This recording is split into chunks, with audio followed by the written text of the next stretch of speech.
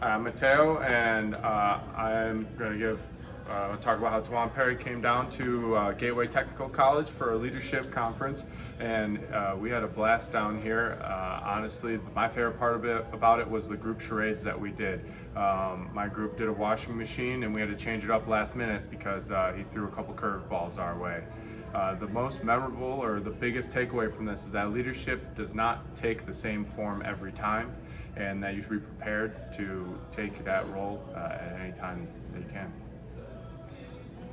My name is Yash Patel. I'm a second year student of Gateway Technical College, and I am come from this conference as leadership. And I'm taking out from there developing the skills in leadership for a future, and it's a cool thing.